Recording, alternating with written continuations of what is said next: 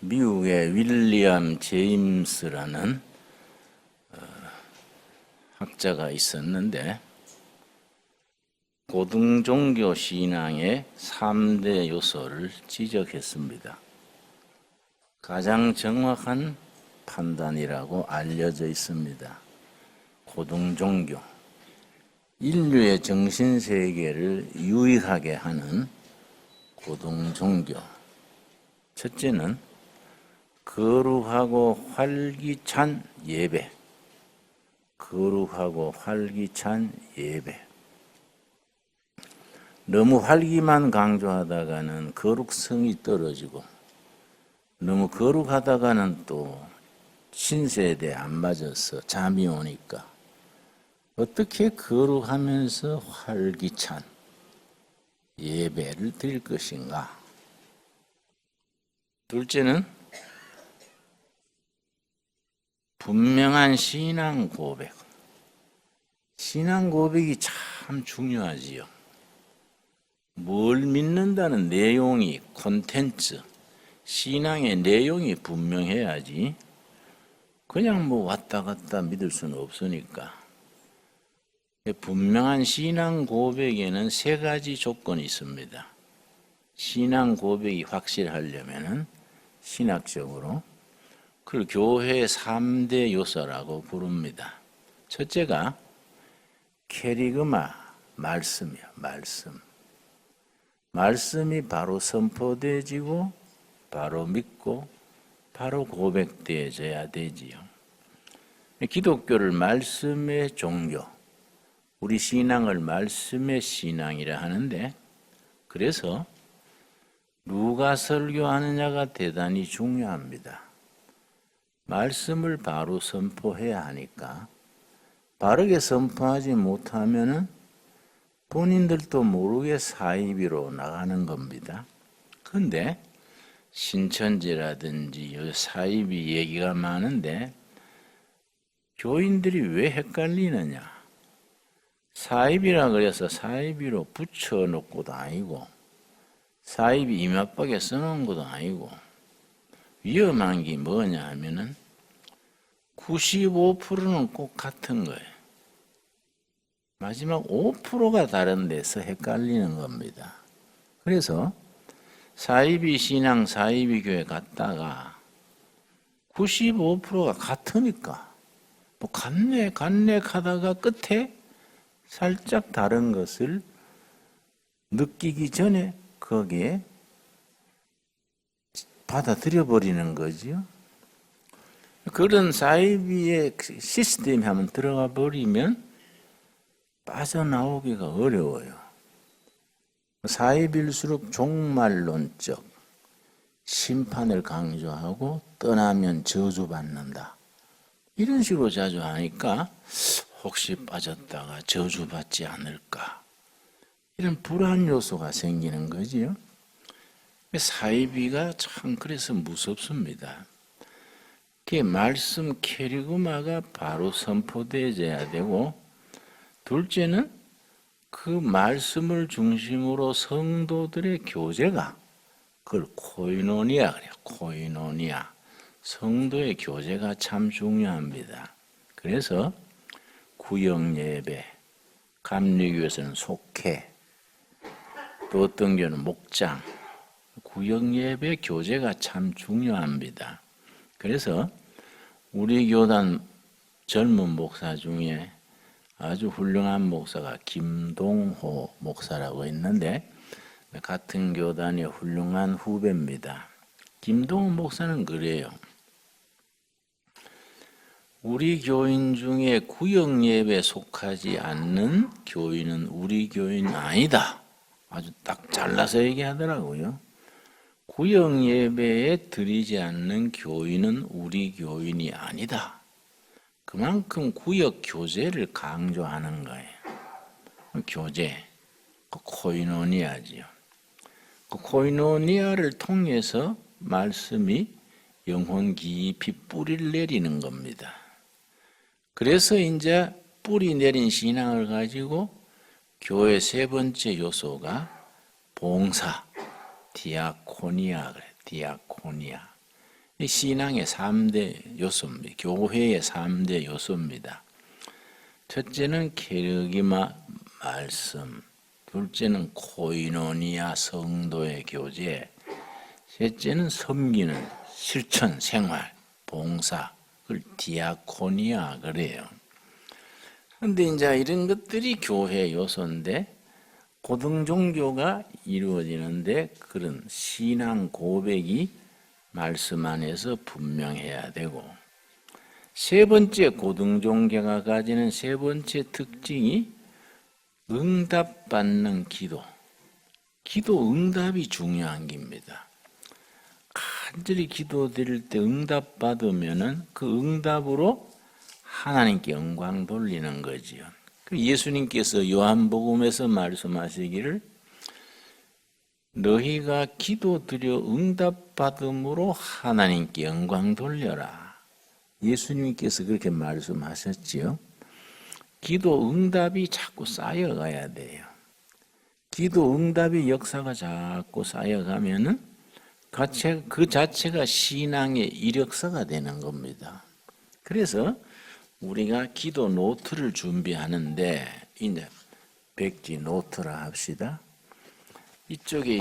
이쪽에는 기도 제목을 쓰는 겁니다. 2017년 6월 며칠 기도 제목 뭐 이루어 주시옵소서. 이쪽 편에는 응답받는 날짜를 쓰는 거예요. 기도 노트라 그래요. 식구들끼리 가정예배 보면서 아버지의 기도 제목, 어머니의 기도 제목, 아들, 딸 다 써놓고 기도 드리는 거예요. 가정예배 드리면서 그 기도 제목대로 돌아가면서 기도하고 응답받는 날짜를 여기에다가 적는 겁니다. 처음에는 들쭉날쭉하지요. 1년, 2년 지나다 보면은 다 응답받는 날이 채워지는 거예요. 그럼 그 가정의 신앙생활의 이력서와 같은 거예요. 나중엔 그것만 봐도 은혜가 있는 거예요. 아, 우리가 그때 이런 기도가 이렇게 응답받았구나. 응답받는 역사가 다르지요. 내가 가장 오래 기도해서 응답받은 것은 16년 만에 응답받은 경우도 있지요. 7년 만에 응답받은 경우도 있고, 여러 가지지만은 응답받는 기도, 이 참 중요한 겁니다. 그래서 우리가 신앙생활이 너무 안일해지면 다 잘 되고 하면은 기도할 제목이 없어지는 거이지요. 그러면 영적으로 나태해지는 겁니다. 그러니까 자꾸 기도 제목이 생겨지도록 시련이 오고 시험이 오고 그 시험이 오면은 그걸 넘어서려고 기도하고 응답받고 그러면서 영적으로 자라게 됩니다. 자, 구약 성경에서 대표될 수 있는 구약을 대표하는 한 구절을 뽑아라. 그러면 이제 어느 구절을 뽑게 되느냐? 신명기 6장 4절에서 9절 사이에요. 신명기 6장 4절, 5절, 6절을 구약을 대표하는 구절이라고 그럽니다. 그런 것을 키워드 그래요. 키는 열쇠지요. 열쇠. 워드는 말씀이니까 구약의 열쇠가 되는 말씀 키워드. 그러면은 신명기 6장 4절에서 9절 사이를 키워드로 뽑는데 구약을 대표한다 할 만하니까 중요하지요. 첫 마디가 뭐냐면은 4절 이스라엘아 들어라. 우리 성경에는 이스라엘아 들으라인데 영어나 히브리어에는 동사가 먼저 나옵니다. 이제 명령문이니까요. 영어, 히브리어는 명령문은 동사가 먼저 나와서 우리는 이스라엘아 들어라 하지만은 영어나 히브리어는 들어라 이스라엘아 동사가 먼저 나오는 겁니다. 그런데 들어라가 히브리 말로는 쉐마입니다. 쉐마 이스라엘. 우리는 민족적으로는 이스라엘 국민이 아니지만은 영적으로 하나님의 백성 거룩한 이스라엘이니까 들어라 쉐마 이스라엘 하나님의 백성들아 하나님의 자녀들이만 반드시 듣고 순종해야 될 핵심 쉐마 이스라엘 들어라 이스라엘아. 그래서 성경에서 쉐마를 찾으시오 그런다고. 쉐마를 찾으시오. 그러면 신명기 6장 4절을 찾는 겁니다. 자, 쉐마 이스라엘 우리 하나님 여호와는 오직 유일한 여호와이시니 유일하신 하나님 한 분 하나님. 자 5절 너는 마음을 다하고 뜻을 다하고 힘을 다하여 너 하나님 여호와를 사랑하라. 그런데 마음을 다하고 뜻을 다하고 힘을 다해서 하나님을 사랑하는데 문제가 있는 겁니다. 어떻게 사랑하느냐? 어떻게? 하나님은 사랑하고 싶은데 40일 금식을 하느냐? 집을 팔아서 교회 바치느냐? 직장 사표 내고 신학교 가서 선교사가 되느냐? 내가 전에 한 분 가정주부인데 초등학교, 중학교 2학년, 초등학교 5학년 두 자녀가 있는데 신학을 가서 선교사로 하겠다 그래요. 그래서 내가 걱정스러워서 애기들 아버지하고 합의했습니까? 그러니까 하나님이 기도 중에 직접 명령인데 남편하고는 아직 인원 안 했어요. 그래서 그건 아니지요. 창세기 2장에 부부가 한 몸이 돼서 부부가 연합해서 한 몸으로 하나님 섬기는데 의논을 하셔야지요. 그러고 신학교 가시는 정성은 좋은데 애들이 중학교 2학년, 초등학교 5학년이면 한참 엄마가 필요할 때인데 신학교 신학교를 해서 선교소로 가면은 애들 교육이 문제가 안 될까요? 몇 년 더 기다리셨다가 애들 그래도 졸업한 뒤에 대학교라도 들어간 뒤에 하면 어떨까요? 그랬더니 하나님의 뜻인데요. 그래서 자매님, 그거 자꾸 나한테 하나님 뜻 그러는 그거는 귀신 앞에 머리 푸는 기지. 그 목사한테 자꾸 하나님 뜻 찾으면 하나님 뜻을 전세 낸 것도 아니고 그럼 하나님 뜻대로 하지 나한테는 왜 의논하는 기요? 영적 상담한다 해놓고 하나님 뜻 찾아버리면 내가 할 말 없지요. 내가 하나님의 보다는 쫄짠데 하나님 자꾸 얘기하면 대화가 안 되죠. 안 그렇습니까? 그 하나님 제쳐놓고 얘기를 해가지고 끝에 가서 둘이서 하나님께 감사 기도 이러는 거이지. 자꾸 그래 뭐 하나님의 뜻 그러면 혼자서 하나님 뜻 찾고 나는 하나님 뜻도 모르는 것고 이상하잖아요. 그것도 그렇지 않습니까? 우리가 신앙이라는 게 상식에 맞아야 돼요. 상식이라는 게 굉장히 중요합니다. 은혜 받았다고 상식을 무시하면요, 이거 아닌 거예요. 상식, 커먼 센스라는 것은 하나님이 인류에게 주신 보편 계시라 그래요. 보편 계시. 특수 계시가 있고 보편 계시가 있는데 상식이라는 것도 하나님 우리에게 주신 보편적인 계시라는 서로서로 통용되는 그 상식을 존중하는 신앙이라야 건전한 겁니다. 그러니까 하나님 사랑을 어떻게 하냐? 집 팔아서 교회 바치느냐?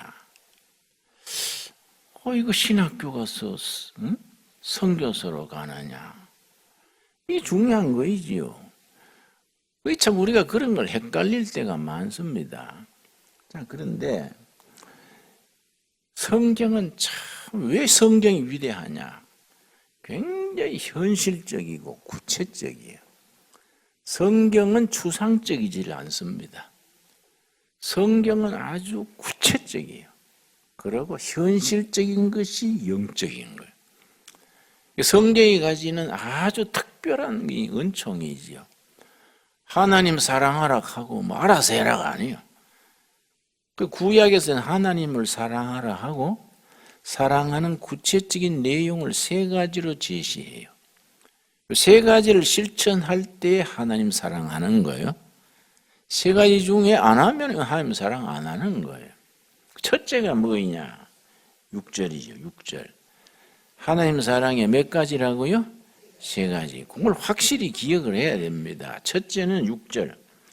오늘 내가 너게 명하는 이 말씀을 너는 마음에 새기고, 첫째, 자기 마음의 말씀을 새겨야 돼. 첫째, 자기 마음의 말씀을 확실히 새겨야 돼요.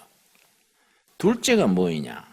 둘째가 중요한데 한국교회 교인들이 약해요. 두 번째가 사실은 중요한데 7절 너 자녀에게 부지런히 가르치며 집에 앉았을 때든지 길을 갈 때든지 누워있을 때든지 일어날 때든지 이 말씀을 강론할 것이며 자식에게 말씀을 시와 때를 가리지 말고 가르치는 거예요. 말씀을 자식에게.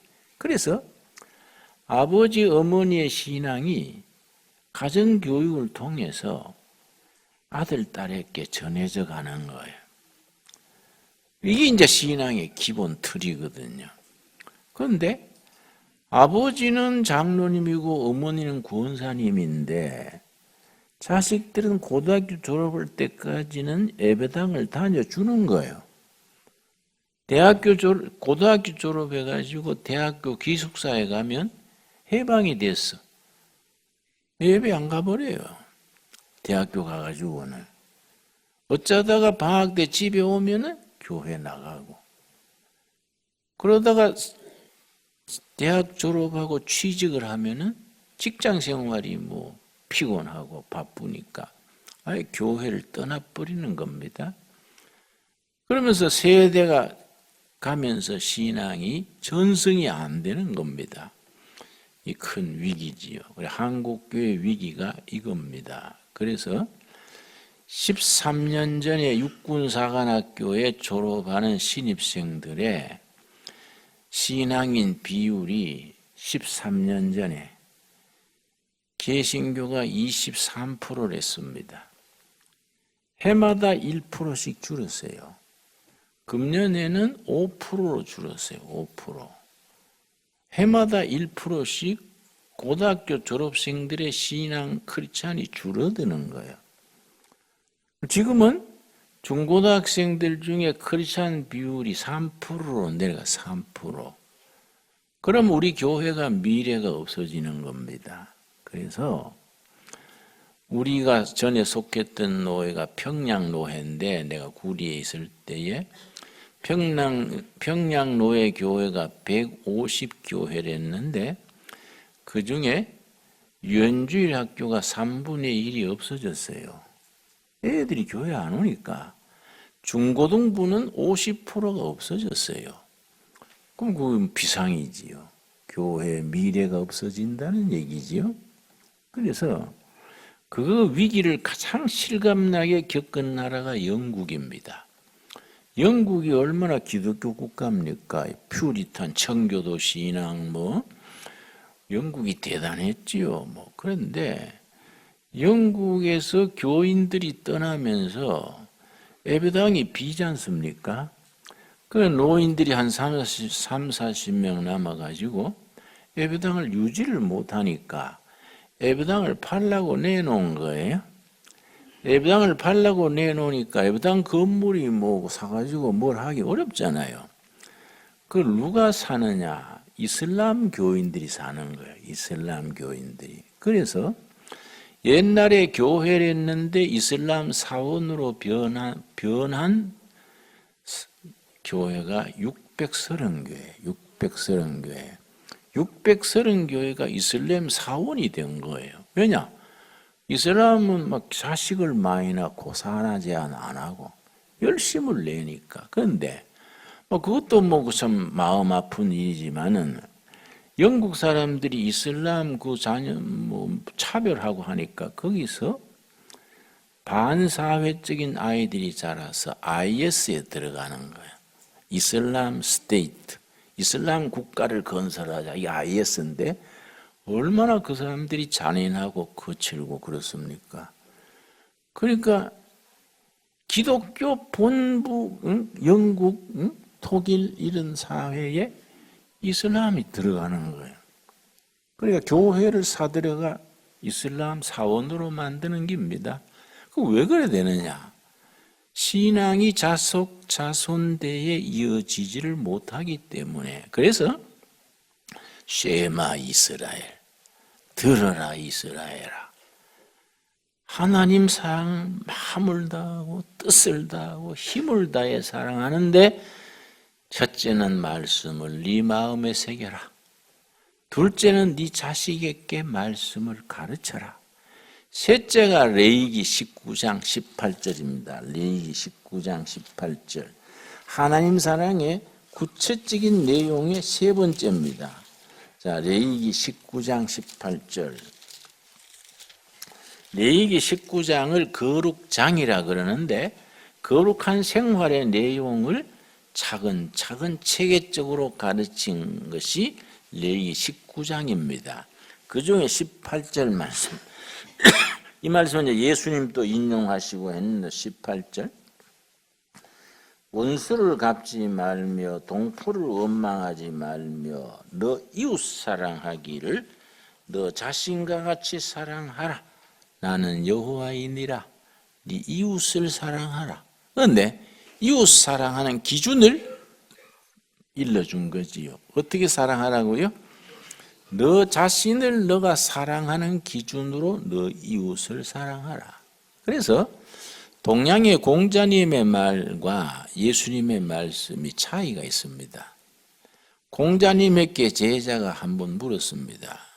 사부님, 스승님, 내가 한쪽 발을 들고 한 바퀴 돌 동안에 내 평생의 교훈이 될 수 있는 한마디 일러주십시오. 그랬습니다. 그래서 이제 한 바퀴 돌 동안에 공자가 뭐라 했냐면 너 하기 싫은 것을 너 이웃에게 요구하지 말라. 이 공자님의 말이에요.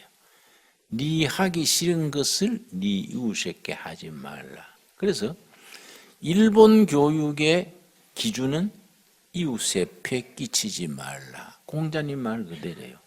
이웃에 폐되는 짓 하지 마라. 일본 나라는 폐되는 짓 많이 했지만은 일본 개인이는 그게 하나의 일본 사회 풍토예요. 그런데 예수님은 비슷한 표현인데 전혀 달라요. 예수님은 한 말씀 하시면서 네 하고 싶은 걸 너 이웃에게 하라. 다르죠, 차원이? 공자님은 네 하기 싫은 걸 이웃에게 강요하지 마라. 하라 하지 마라. 예수님은 네가 하고 싶은 걸 너 이웃에게 하라. 그러니까 네 이웃 사랑의 그 기준이요. 네가 너를 사랑하는 기준으로 네 이웃을 사랑하라. 이 세 가지가 이제 하나님 사랑의 내용입니다. 첫째는 뭐라고요? 말씀을 자기 마음에 새기는 것. 둘째는 뭡니까? 자식에게 말씀 가르치는 것. 세 번째는 이웃을 사랑하는데 어떤 기준으로? 자기가 자기를 사랑하는 기준으로. 그래서 유대인들은 자식에게 말씀 가르치는 것을 어려서부터 훈련시키는데 어린 아이들에게 꿀사탕을 만들어요. 꿀로 사탕을 만들어 가지고 저 어린아이들이 키가 닿지 않는 저 농 위에 얹어 놓습니다. 그러 놓고서는 아이가 밖에 나갈 때 너 오늘 마음대로 놀아라. 그런데 요 성경 말씀은 딱 암송해라. 하루 과제를 하나만 줘요. 네가 마음대로 놀 때 네가 오늘 요 말씀을 암송을 하면 꿀사탕을 주고 저녁을 준다. 네가 오늘 이 말씀을 암송 못하면 저녁을 안 준다. 딱 얘기하는 거예요. 얘가 하루 종일 놀면서도 그 말씀을 암송을 해요. 그러면 저녁에 저 위에 있는 꿀사탕이 나가고 저녁 식사를 즐겁게 하는데, 아이가 그 말씀을 암송 안 하면요, 실제 저녁을 굶겨요. 실제로 굶깁니다, 그 사람들은. 뭐 오늘만 그냥 주고 내일은 잘해, 이게 아니에요. 그 사람들은 그 실천을 해요. 그러니까 어린아이들이 어릴 때부터 무슨 생각이 머리에 들어가느냐? 말씀 꿀사탕. 말씀 꿀사탕. 이게 에스겔서 3장에 나오는 말이 그 말입니다. 에스겔서 3장. 우리가 에스겔서 3장을 에스겔서를 공부하는데, 에스겔서 3장 1절 말씀. 그는 어린 시절부터 교육의 경험이 쌓여서 이 말이 저절로 나오는 겁니다. 3장 1절 말씀.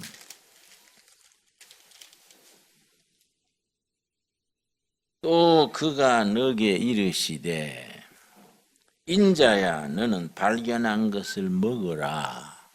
하나님의 말씀의 두루마리를 먹어라. 이는 너는 이 두루마리를 먹고 가서 이스라엘 자손에게 말하라 하시기로. 말씀의 두루마리입니다. 내가 입을 벌리니 그가 그 두루마리를 내게 먹이시며, 말씀의 두루마리를 먹었는데 내게 이르시되 인자야 내가 너게 주는 이 두루마리를 너 배에 넣으며 너 창자에 채우라 하시기에 내가 먹으니 그것이 내 입에서 뭐라고 했습니까? 달기가 꿀 같더라. 이 표현이 그래서 나오는 겁니다. 말씀은 꿀맛이다. 꿀사탕이다. 어려서부터 말씀은 꿀사탕, 꿀맛, 이 입력이 되어 있는 겁니다. 그래서 에스겔 선지에게 하나님의 사자가 이 말씀의 두루마리를 먹어라. 두루마리를 먹어서 배에서 소화시켰는데 달기가 꿀맛 같더라. 꿀맛 같은 말씀이요, 꿀맛. 그런데 말씀이 우리 영혼 속에서 몸에 피가 돌듯이 말씀 속에서 뿌리 내리고 자라면서 꿀맛 같은 말씀이 되는 데는 5가지 단계가 있어요. 우리가 말씀의 신앙에서 말씀이 꿀맛 같은 말씀이 되는 데는 몇 단계가 있다고요? 5단계. 이 말씀을 5단계를 거치면서 말씀이 우리 속에 영혼의 양식이 되고 우리 몸 속에 말씀이 뿌리를 내리는 겁니다. 첫째가 무슨 단계냐? 로마서 10장 17절입니다. 로마서 10장 17절 말씀. 자, 로마서 10장 17절. 10장 17절 말씀. 17절 읽겠습니다. 그러므로 항상 그러므로가 나오면 그러므로 앞에 복음의 내용이 나오고 그러므로 우리는 이렇게 살자 실천이 나오는 겁니다. 그러므로 앞에는 복음의 엑기스, 요즘 말하면 콘텐츠가 나오고 그러므로 우리는 이렇게 살아야 한다. 윤리가 나오는 겁니다. 자, 그러므로 믿음은 들음에서 나며 들음은 그리스도의 말씀으로 말미암았느니라. 말씀을 들어야 돼요. 일단 들어야 되는 겁니다. 그래서 여러분 서점에 기독교 백화점, 기독교 서점에 가면은 성경 66권을 녹음했는 테이프가 있습니다. 그걸 이제 유명한 성우가 성경을 전부 녹음을 해놨습니다. 그래서 그 이제 책별로 있기도 하고 그런데요. 저녁에 주무시기 전에 그걸 녹음기를 틀어놓고 주무시는 거예요. 그 성우들의 음성이 좋지 않습니까? 말씀을 들으면서 가만히 집중하는 중에 잠이 드는 거예요. 참 좋은 습관입니다. 괜히 헛공사 저 개아집 지었다 해봐야 뭐 실속도 없잖아요. 그리고 뭐 잠들기 전에 돈 걱정한다고 뭐 밤에 뭐 로또가 되는 것도 아니고 그냥 말씀을 듣는 거예요. 또 그 성우들이 음성이 좋으니까 그 말씀 오금기를 틀어놓고 잠들어 버리면 그거는 이제 돌만큼 돌고 저절로 끊어지는 거이지요. 말씀을 들어야 돼요. 일단은 들어야 돼. 말씀을 듣지 않고서는 뭐 기본이 안 되지 않습니까? 근데 문제는 듣기만 하고 지나치면은 우리 영혼 속에 남는 거는 15%밖에 안 된다는 거예요. 학습의 어떤 그 교육 심리학에서 다 그 연구를 해가지고 수업 시간에 듣고 설교 듣는 것으로 남는 거는 15%밖에 안 된다. 그거 3단계 나가야 되는 거이지요. 2단계가 요한계시록 1장 3절입니다. 2단계. 5단계 중에 2단계지요. 요한계시록 1장 3절 말씀. 자, 2단계로까지 들어가서 영적으로 진보를 이루게 됩니다. 계시록 1장 3절 말씀. 이 예언의 말씀을 읽는 자와 듣는 자와 그 가운데 기록한 것을 지키는 자는 복이 있나니 때가 가까움이니라. 읽는 자, 듣는 자. 듣는 건 앞에 했지요. 자기가 읽어야 돼. 자기가 읽어야 되는 거지요. 읽는 자, 듣는 자, 지키는 자가 복이 있다. 그 사람이 복 있는 사람이다. 말씀을 자기가 읽어야 돼요. 그래서 우리가 신앙생활에 점검하는 그런 리스트, 차트가 필요합니다.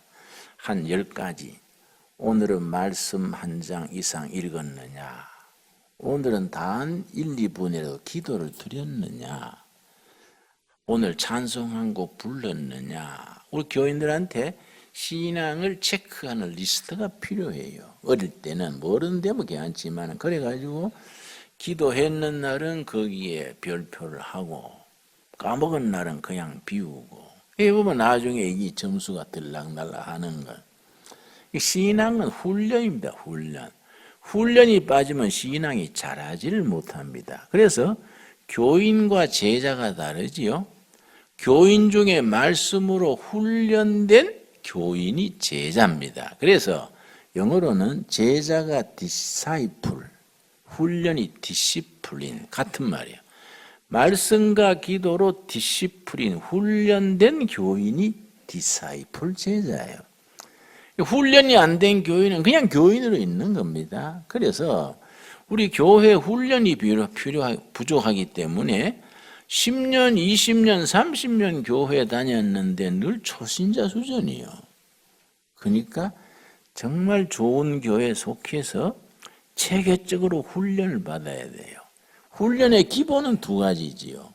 디모데전서 4장 있는데 기도와 말씀으로 거룩하여 나아간다. 기도와 말씀으로 거룩으로 나간다. 그러니까 기도와 말씀으로 거룩해진다는 건데 이제 순서가 있는 겁니다. 우리가 하나님께 나아갈 때는 기도로 나갑니다. 하나님 우리한테 뭘로 다가오십니까? 말씀으로 다가오시는 겁니다. 그래서 기도할 때는 항상 성경을 앞에 놓는 거예요. 우리는 기도로 아버지께 나가는 거예요. 하나님 말씀으로 다가오시는 거예요. 기도와 말씀으로 하늘과 땅이 거기서 만나는 자리, 일본말로 아다리 되는 자리, 아다리. 내가 기도로 나가고 말씀으로 오시는 거기 딱 부딪히는 자리, 거기에 스파크가 일어나서 영적인 개안, 눈이 열리는 겁니다. 그런 영적 체험이 우리가 하늘나라로 가까이 가는 겁니다. 자, 듣는 자, 읽는 자, 말씀을 읽는 것이 참 중요하지요. 거기서 한 걸음 더 나가는 겁니다. 사도행전 17장 11절 있습니다. 사도행전 17장 11절 말씀. 이제 5학년의 졸업이라고 하면 3학년 들어가는 거죠. 사도행전 17장 11절. 베레아 교회를 칭찬을 했는데 데살로니가 교회하고 베레아 교회를 구분을 해서 데살로니가 교회는 좀 신앙이 들쭉날쭉했어요. 막 사람들이 뜨거운 사람 뜨겁고 또 뭐 육적인 사람은 육적이고 막 교인들이 들쭉날쭉했는데 은사가 뜨겁고 했는데 베레아 교회는 차분하게 말씀을 잘 받아들여서 아주 영적으로 승화된 교회였습니다. 베레아 교회인데요. 17장 11절 베레아에 있는 사람들은 데살로니가에 있는 사람들보다 더 너그러워서 간절한 마음으로 말씀을 받고 이것이 그러한가 하여 날마다 성경을 뭡니까? 상고, 공부지요, 공부. 날마다 성경을 공부했다는 겁니다. 그 베레아 교인들이 데살로니가 교인보다 너그러웠다는 말은 이 리빙 바이블 영어 번역판이 여러 가지 있습니다. 그중에 리빙 바이블이라고 아주 중학교 3학년 실력으로 읽을 수 있도록 번역했어요. 중학교 3학년 영어 단어가 500단어거든요. 500단어 가지고 영어를 번역했는 책이 리빙 바이블. 아주 쉽게 쓴 바이블인데, 그러니까 중3 실력이면 읽을 수 있는 영어이 리빙 바이블인데, 거기서는 이 너그러워서 이걸 뭐라고 번역했냐면은 오픈 마인디드, 은혜에 대해서 마음이 열려 있는 거야. 자기 속에 고집에 빠지지 않고 늘 마음이 은혜 받아야지, 말씀을 받아야지, 오픈 마인디드, 마음이 열려 있는 사람들이었다. 그렇게 말합니다. 참. 근데 이제 어떤 영어성은 노블, 아주 귀족적이다. 아주 좀 품이 있다. 뭐 여러 가지 번역할 수 있지요. 베레아 교인들은 아주 마음이 열리고 은혜를 받아들이는데 뜨거운 마음, 간절한 마음이 있었습니다. 말씀을 받으려는 간절한 마음이 있어서 날마다 성경을 공부한 거예요. 그래 믿음에서 말씀에서 자란 거이지요. 성경 공부를 해야 되지요. 그런데 우리가 이제 70년대, 80년대 교회가 막 부흥할 때는 그때는 주로 은사 집회, 방언, 병 고치고 뭐 이런 은사 집회가 굉장히 뜨거웠는데 90년대 들어가면서 은사 집회, 기도원 이런 거는 조용해졌는데 그 방면에 그 교인들이 성경 공부반으로 옮긴 거예요. 그리고 한 가지 좋은 점은 QT란 말 하시지요? Quiet Time. 매일 교재가 나온 걸 집에서, 직장에서 한 장 읽고 생활에 적용하고 Quiet Time, 조용한 시간, 그래요. QT라 그래요. 한국 교회에 QT 바람이 90년대 중반부터 분 거예요. 이건 참 좋은 현상이지요. 근데 우리가 새벽 기도가 참 중요하긴 한데 새벽 기도의 문제점이 뭐냐면은 한 가정에 가장 신앙이 좋은 아버지, 어머니가 새벽에 교회에 오고 다른 애들은 다 자는 거예요, 식구들은. 새벽 기도 마치고 가면 그냥 자고 있는 거예요. 이게 이제 문제점이 있지요. 새벽 기도가 참 중요한 긴데 성경에도 하나님이 새벽에 도우시리로다. 예수님도 꼭 새벽 미명에 한적한 곳에 가서 기도하셨지요. 새벽 기도를 시작한 분은 누구겠습니까? 예수님이 시작하셨지요. 새벽 기도가 중요한데 문제는 다른 가족들은 그냥 자는 거예요. 그러니까 이제 새벽 기도보다 더 중요한 것은 하루 1시간 혹은 일주일에 2번 가족들이 모여서 가정 예배가 중요한 거지요. 그 말씀 같이 읽고 주로 이제 우리 청교도 장로교인들은 호주의 역할이 있습니다. 호주가 사회해가지고 찬송 부르고 성경 말씀 같이 읽고 그것도 각자 기도 제목을 내면은 같이 기도하고 가정 예배를 통해서 가족적인 신앙이 같이 올라가는 거이지요. 그런 점에서 QT라는 게 참 중요합니다. 그런 교재가 있지요. QT 교재가. 말씀을 공부하는 거예요, 공부. 그런데 말씀을 공부하는 데서 한 단계 더 올라가서 4학년에 올라가면 뭐이냐. 시편 1편 1절에서 3절 사이에 정말 4학년까지 올라가는 겁니다. 이제 말씀이 이제 그만큼 깊어지는 거예요. 소위 말하면 생활화가 되는 거예요. 말씀이 생활화가.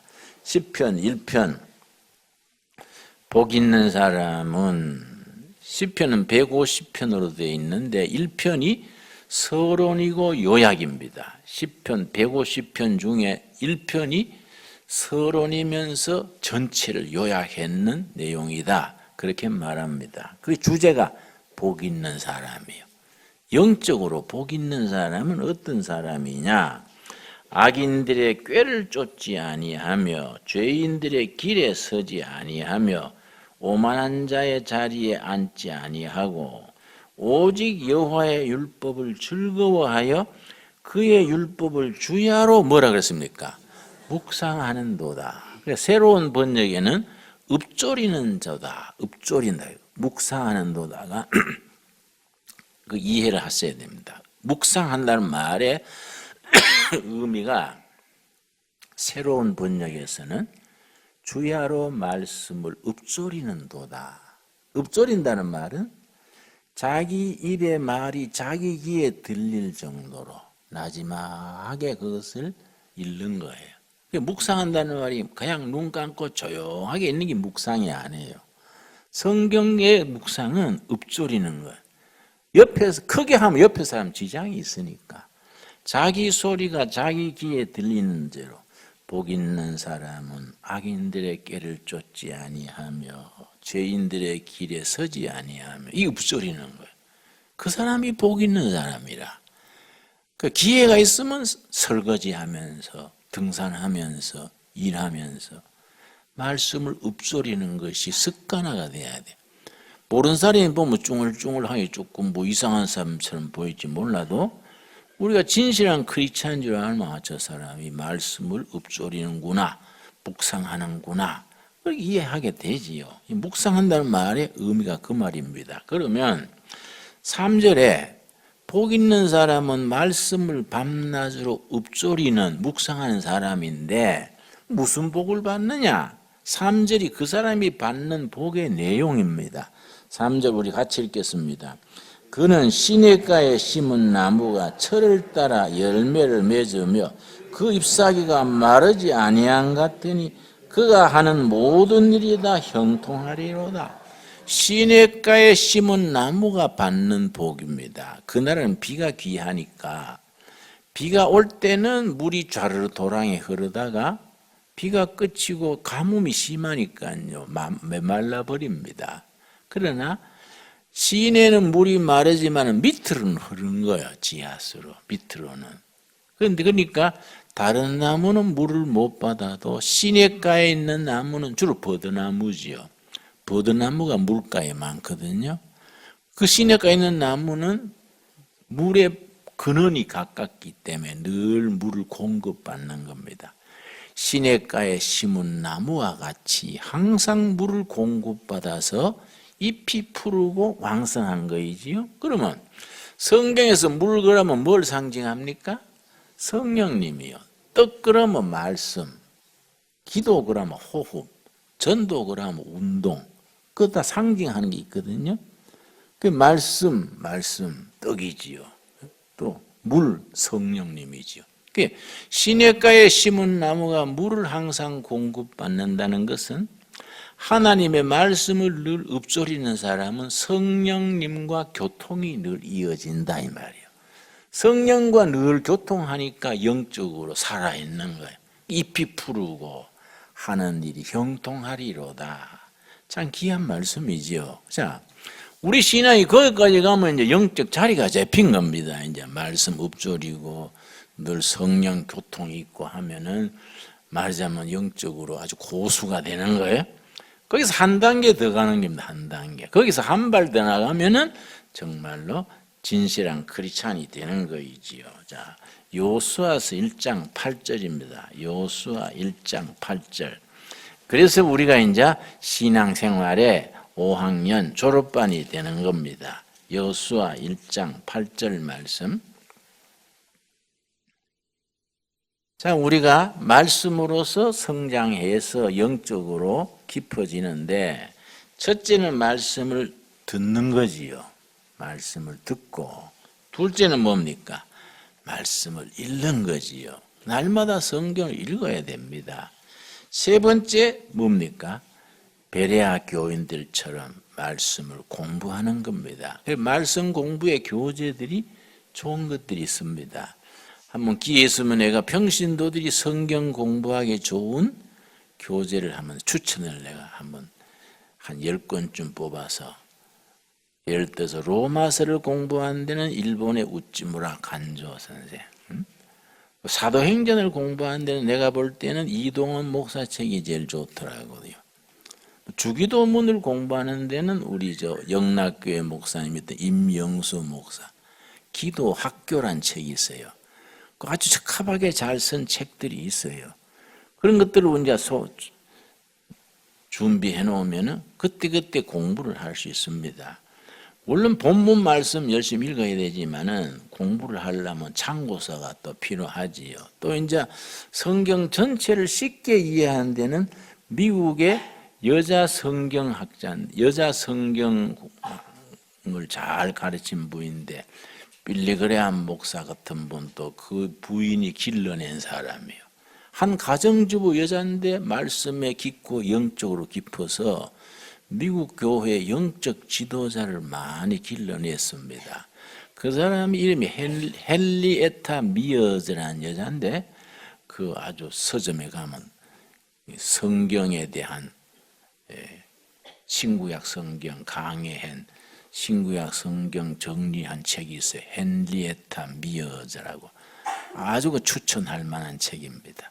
평신도들이 성경을 이해하기에 아주 쉽게 간결하게 여성의 그 세밀한 감각으로 잘 썼어요. 그런 것들이 이제 공부하는데 자료가 되지요. 자, 그 이제 마지막 코스에 뭐냐? 1장 8절 말씀. 이 율법책을 너 입에서 떠나지 말게 하며 주야로 그것을 묵상하여 그 안에 기록한 대로 다 지켜 행하라. 그 말씀을 실천하는 겁니다. 삶에 적용해서 실천하는 거예요. 말씀을 삶 속에서 실천해야지, 말씀 따로 생활 따로 따로 국밥처럼 놀면은 이게 안 되지요. 말씀이 내 영혼의 피가 되고 살이 돼서 생활 속에서 배어나서 생활화가 돼야 되지요. 이런 말씀이 참 우리 이런 실천, 말씀에 대한 실천, 삶이 뒷받침될 때에 살아있는 신앙이 되는 겁니다. 그런데 우리가 너무 우리 교인들이 교회에서 말씀 그러는데, 교회 딱 나서면 말씀대로 안 살기로 아주 작정한 사람처럼 뭐 까맣게 잊어버린다. 그리고 또 별짓 다 하다가 와서 또 회개하고 나가면서 잊어버리고 이게 골치 아픈 거이죠. 그렇죠? 그럼 신앙의 진도가 없지 않습니까? 우리가 그런 점에서 살아있는 말씀의 신앙으로 영적으로 자랄 수 있게 되기를 바랍니다. 자, 여호수아서 1장 8절 읽고 마치겠습니다. 같이 읽겠습니다. 이 율법책을 너 입에서 떠나지 말게 하며 주야로 그것을 묵상하여 그 안에 기록된 대로 다 지켜 행하라. 그리하면 너 길이 평탄하게 될 것이며 너가 형통하리라. 예, 우리 기도하겠습니다. 주님, 우리가 하나님의 말씀을 듣고 은혜받게 하시며 읽고 말씀이 우리 영혼에 잘 박힌 못처럼 뿌리 내리게 하여 주시옵소서. 베레아 교인들처럼 열린 마음으로 열심을 가지고 성경 말씀을 공부하게 하옵시며 늘 밤낮으로 말씀을 읊조리며 묵상하여 우리 영혼 속에 말씀이 깊이 뿌리 내리게 하옵시고 말씀대로 실천함으로써 땅에 살지만은 하늘의 사람으로 살아가게 하옵시고 말씀 안에 주는 능력, 평화, 위로가 늘 함께 하옵소서. 그래서 어떤 시련, 어떤 장애, 어떤 유혹이 올지라도 말씀의 능력으로 이겨나가게 하여 주시옵소서. 예수님 이름 받들어 기도드렸사옵나이다. 아멘.